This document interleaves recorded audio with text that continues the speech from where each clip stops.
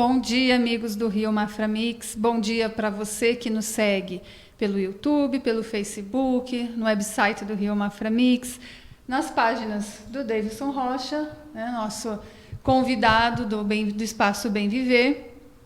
Você que também nos segue pelo Instagram, muito bom dia.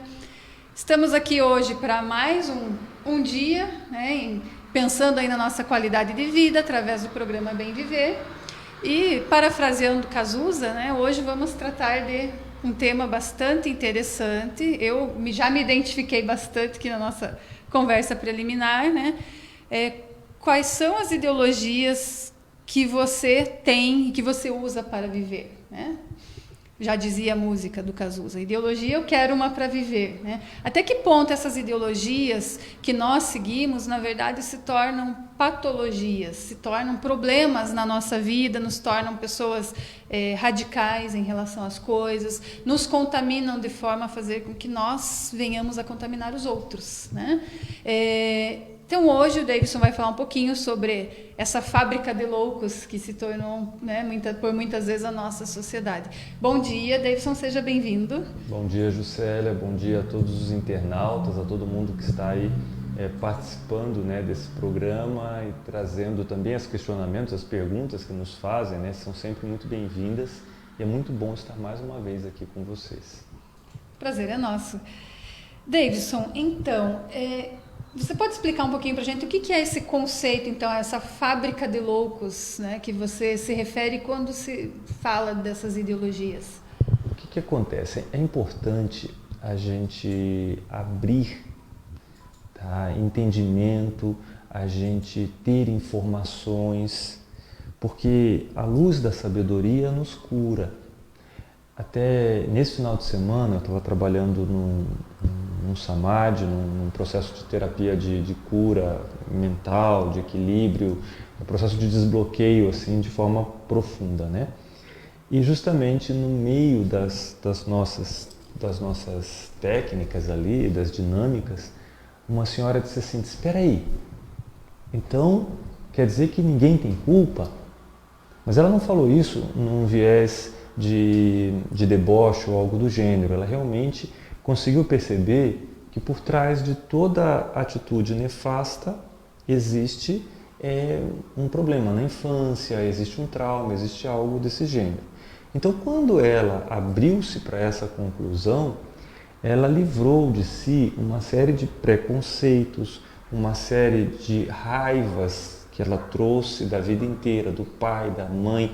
Então, com aquela tomada de consciência, ela resolveu muita coisa na vida, se libertou de muita coisa, trouxe muita felicidade, muita harmonia e trouxe cura, porque a maior parte das doenças tem raiz na parte emocional. Por que eu estou falando sobre isso? O que provocou esse processo? Justamente a abertura, o entendimento, tá? O trazer uma informação e mudar a forma de pensar. Então, quando ela chegou nessa conclusão, trouxe uma luz de sabedoria para a vida. Isso faz com que as pessoas se curem. E o inverso é verdadeiro. Quando você incentiva, tá, através de uma reunião de grupo, através de uma direção de uma empresa, através de um partido político, através de linhas, muitas vezes, que a gente costuma dizer que são religiosas, mas a gente precisa entender que existem os princípios religiosos são sempre extraordinários, mas como existe um bom carpinteiro e um mau carpinteiro, como existe um bom médico e um mau médico, um bom advogado, um mau advogado, também você vai encontrar algumas linhas que vão trazer prejuízos. Se, por exemplo, eu impedisse essa mulher de encontrar essa grande solução para a vida dela, tá? Se eu dissesse para ela: olha, você não pode ler um livro, você não pode conversar com determinadas pessoas, você não pode pensar além daquilo que foi determinado para você pensar. Então ela não acessaria esse processo de cura. Aí é que a gente começa a pensar em fábrica de loucos.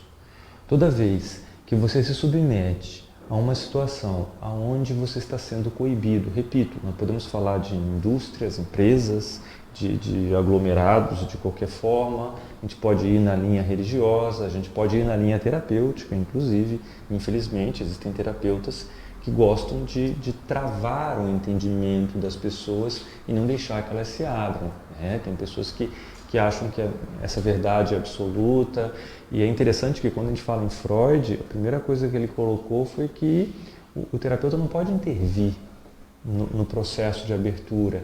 E o Jung, quando ele fala de arquétipos e de inconsciente coletivo, ele proporciona justamente essa expansão. Cara, você é o responsável, tá? E o grande buscador, e você tem a melhor resposta. Não eu, terapeuta, tenho a melhor resposta. Quem tem a resposta é você. Quando eu tiro isso de você, eu começo a fazer uma fábrica de loucos, né? Então é preciso a gente entender se você que está me assistindo agora não está numa fábrica de loucos, ou pior ainda, né, meu querido, minha querida amiga, se você não está criando loucos através do processo que você está desenvolvendo. E claro que ninguém faz isso propositalmente. Por isso, o cunho da nossa conversa, a importância dessa divulgação de elementos que fazem fábricas de loucos, né?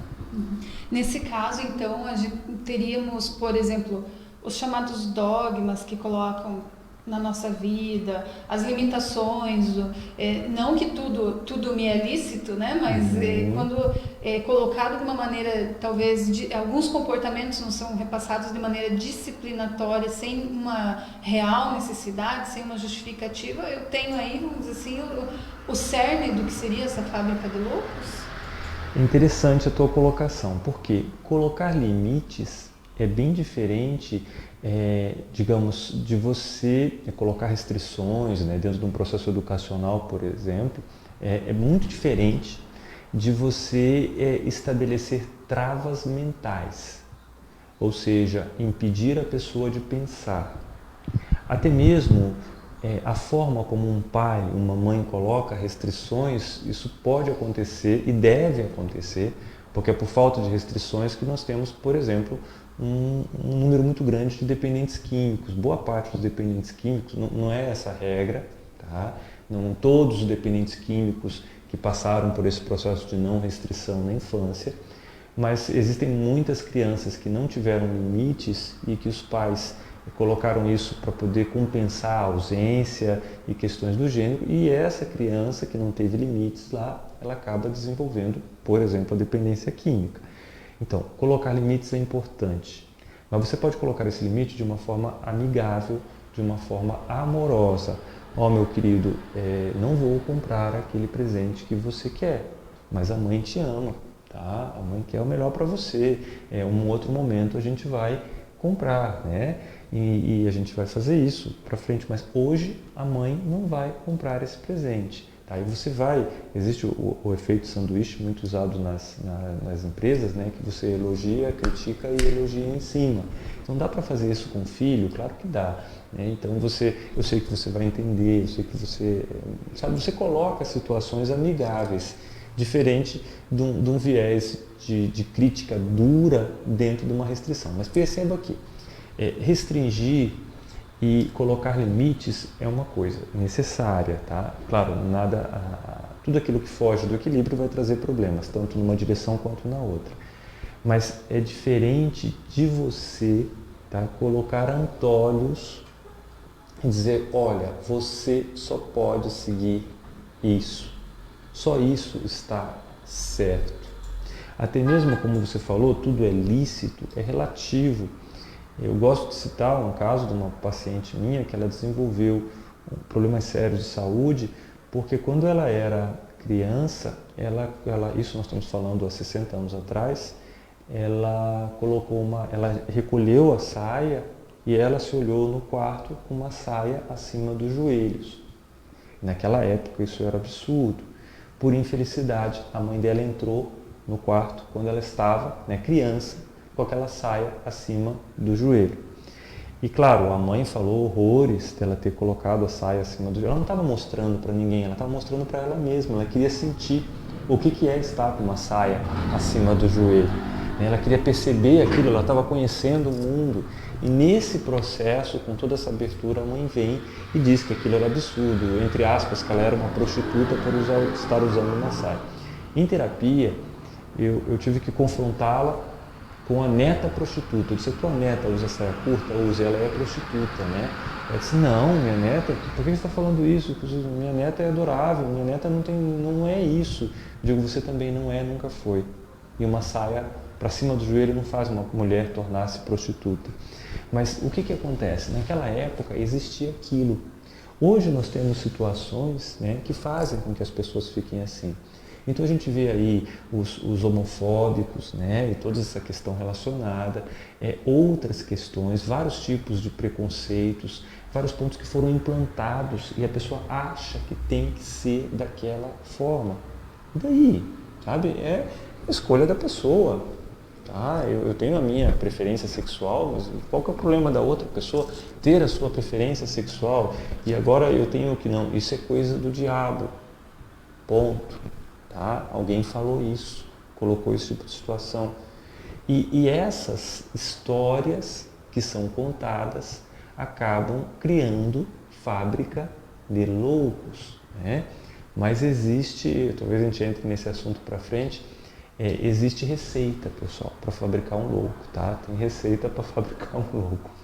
E assim, como que eu percebo que eu estou adotando posturas radicais na minha vida? Porque isso eu imagino que não seja um processo só da infância, né? Na vida adulta também eu posso buscar respostas e acabar nessa necessidade encontrando uma nova postura radical, uma nova ideologia que também vai ser prejudicial para mim e para os demais, né?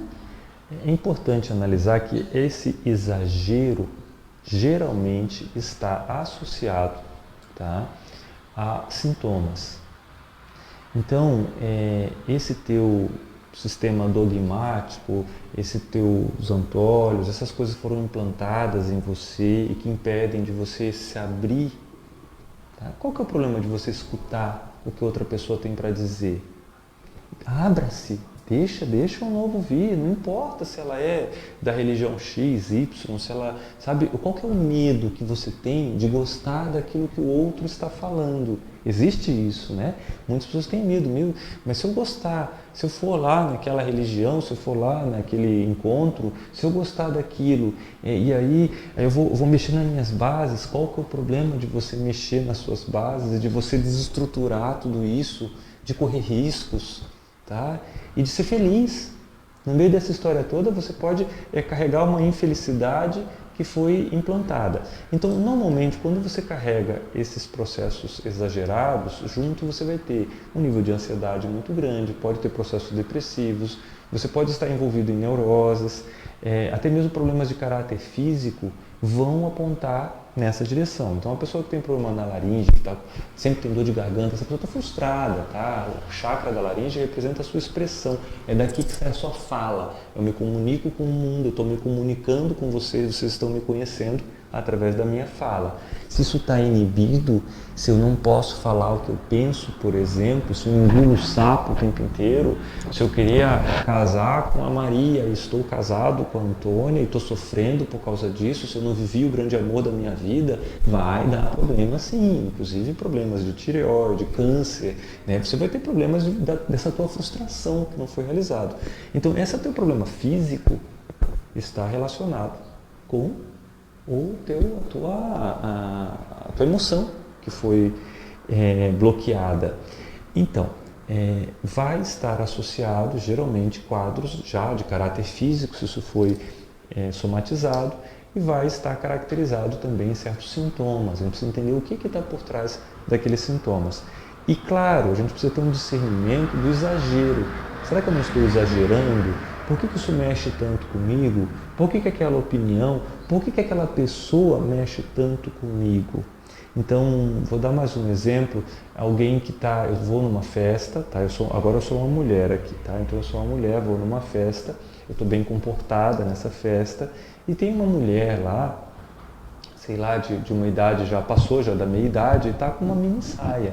Eu acho aquilo absurdo, e eu cutuco meu marido, olha lá, aquela lá, não tem vergonha, e não sei o que absurdo. Então, eu posso estar querendo muito usar aquela mini saia, não tenho coragem, ou eu posso estar invejando a capacidade que aquela mulher, sei lá, de 50, de 60, naquela mini saia, dela desafiar todo mundo. Olha só as pernas, olha que absurdo, será que não tem vergonha?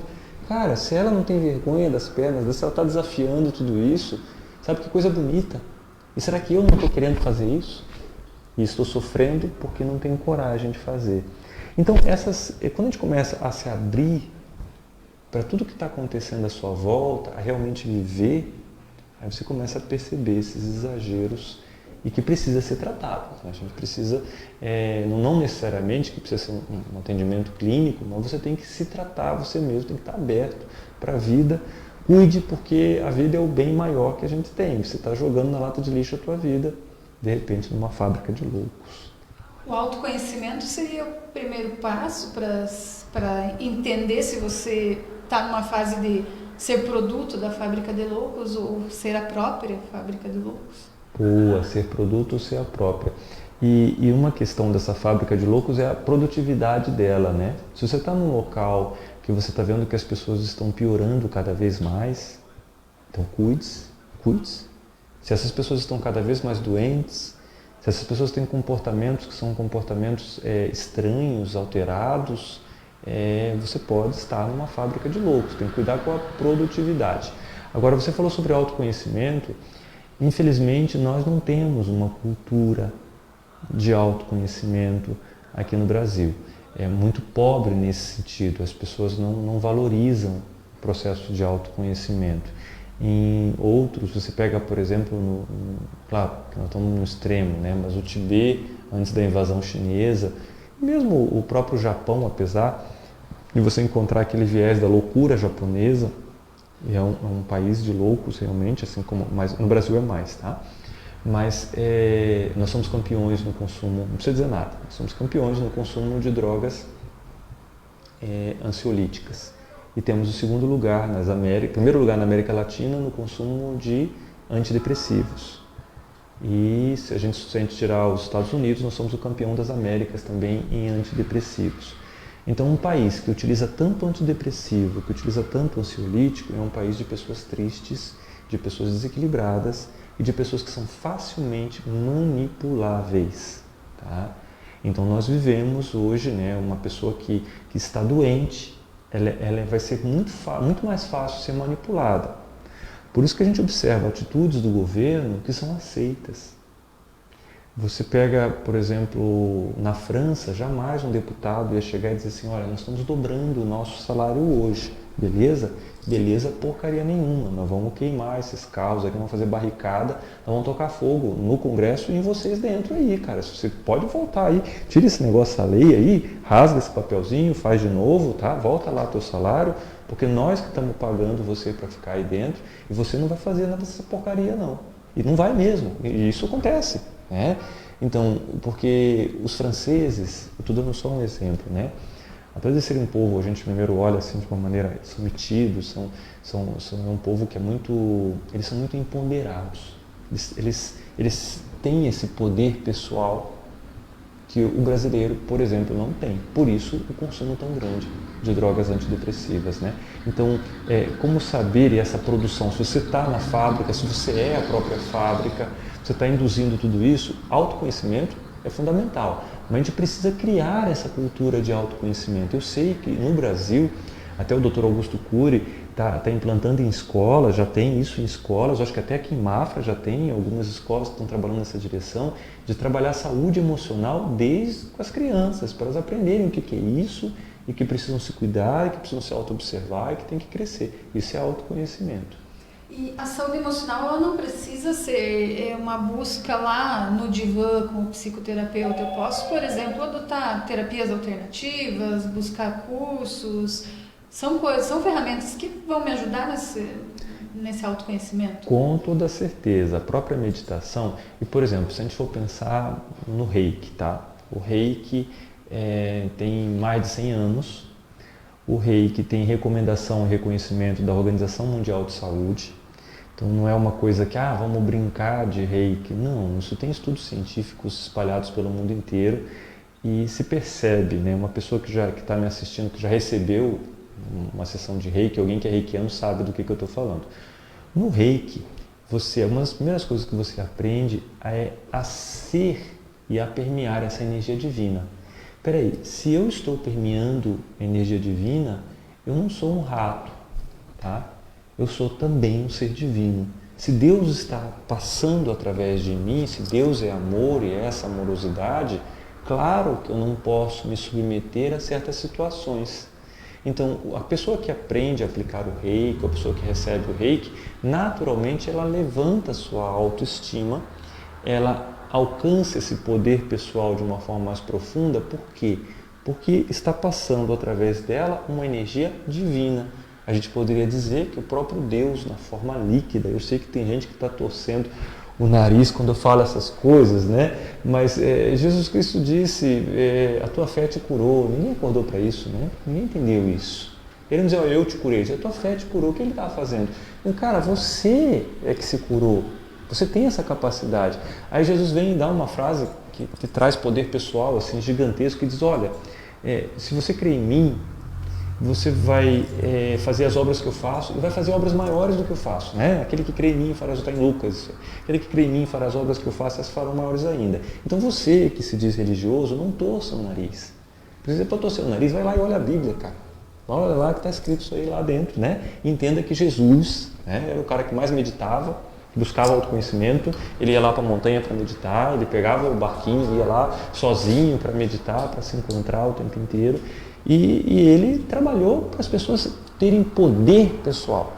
Então perceba, com todo o respeito que eu tenho por todas as religiões, e elas ajudam pessoas o tempo inteiro, a gente sabe disso.